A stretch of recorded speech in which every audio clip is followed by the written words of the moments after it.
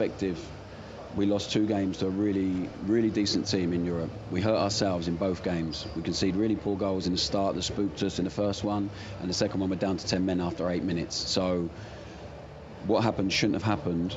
But also we have everything still to play for. We're in the Europa League. We're 90 days or whatever it is into our tenure here. So the pain threshold, I'm pretty sure, has been reached many times here before. And then the club always has changed, depending on the noise, depending on the emotion, and I don't think it's benefited the football club. So we had our chairman in yesterday, Andrew, was fantastic, spoke to the players about this is a process and a plan, and we deemed it the right one 90 days ago with bringing some players in, bringing a management team in, the leadership team. So it's up to you guys to ignore the noise in the same way that they're going to. So we'll do everything we possibly can to win today and then to keep winning moving forward.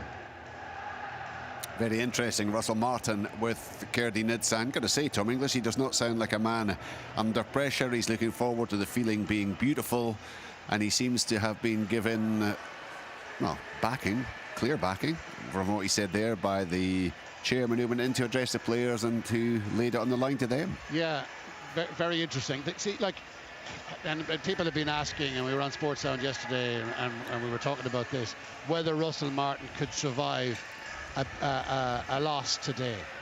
And a lot of people say, oh no, that would be it. But we don't know, like, because we don't know the way the owners are thinking.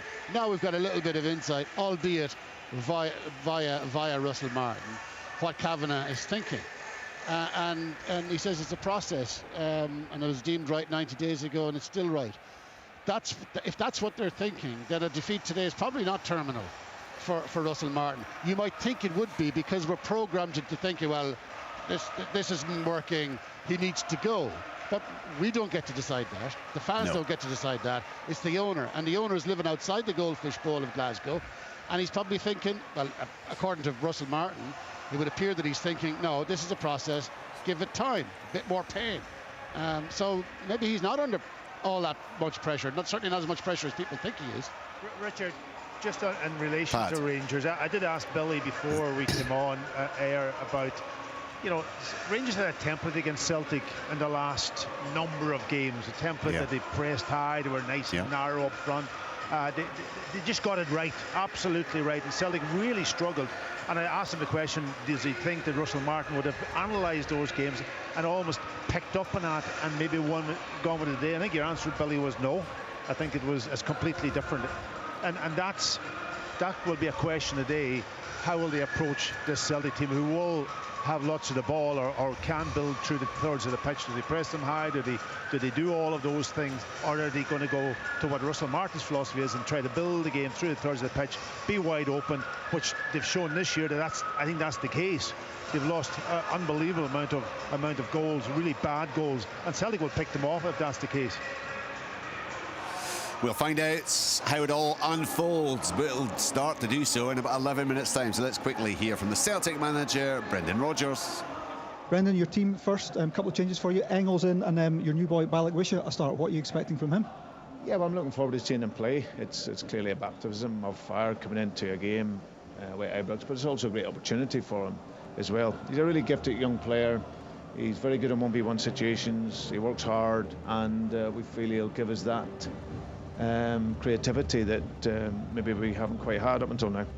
No Adam Ida in your squad. Can you update us on his situation? Is he about to move on? Yeah, I think it's close. It's not quite there yet, but I think it's very close. Hence the reason why he's not here.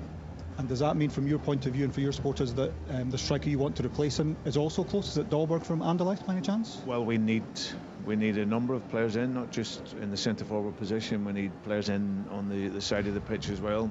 So I'm really hopeful that over the next 24 hours or so we can get the reinforcements we need in the front line, just to again give us that creativity and give us that speed and unpredictability that is good about this team. That's been the hallmark of your team, that very thing, the creativity, the speed. How would you get that back into the guys today? They've maybe dropped off their levels from where you would want them, maybe the 2 European games in particular.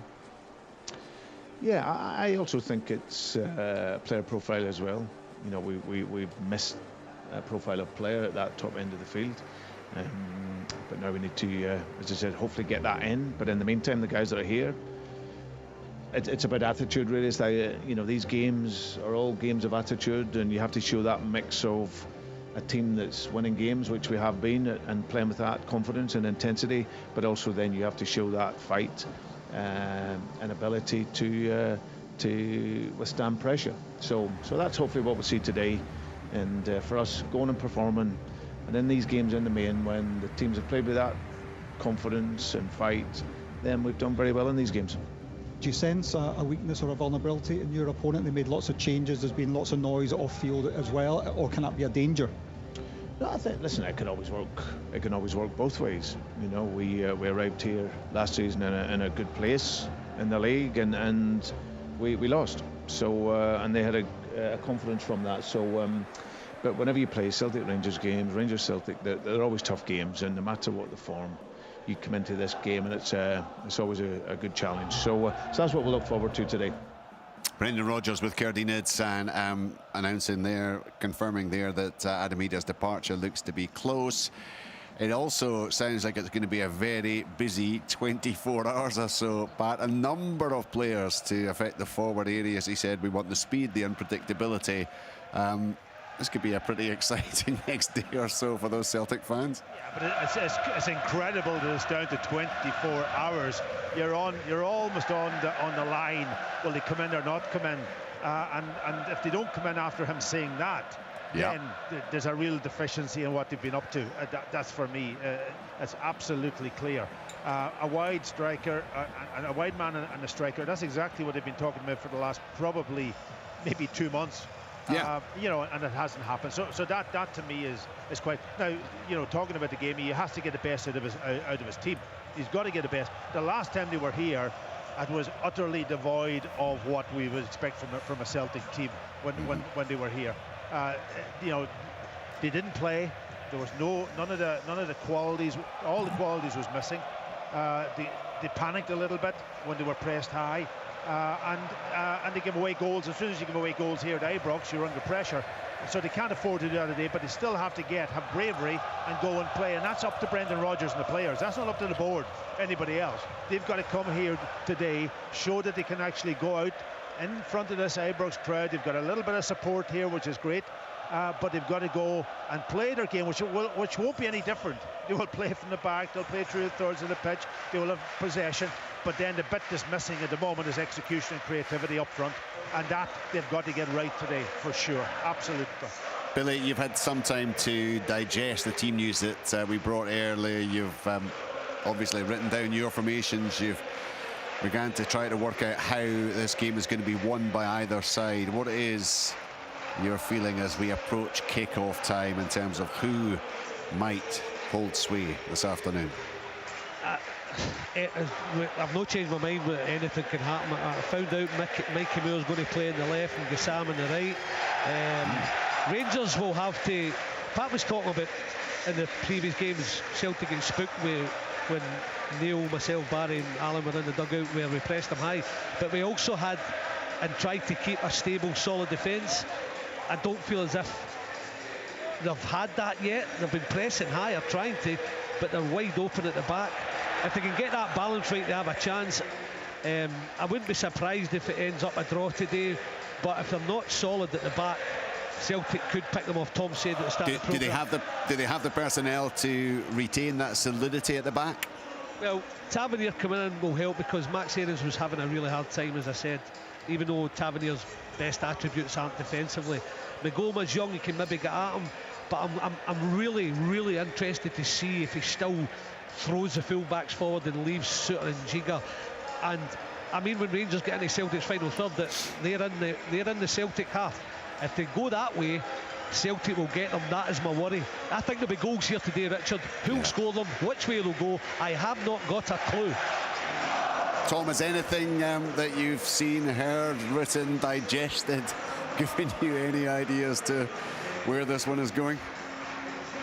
Well, I just, looking at Rangers, looking at the goals they conceded, but also the chances that they've conceded, I just cannot, for the life of me, see how they're going to keep a clean sheet today, or even how they're only going to concede one goal.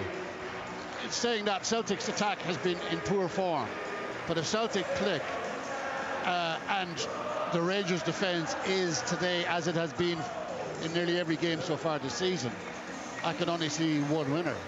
I just can't get past this the state of this Rangers defence, the mistakes, the space that there's in the midfield, and how vulnerable they are. If Russell Martin has fixed that in a few days, then that will be a fair old feat of management. I remain to be convinced. I'll believe it when I see it. Otherwise, I've got to go with Celtic, even though Celtic, for me, are looking very average themselves. Yeah, what is Rangers' strengths at the moment? It's not defensive, as you almost pointed out there. Is it playing through the thirds of the pitch the way that he wants?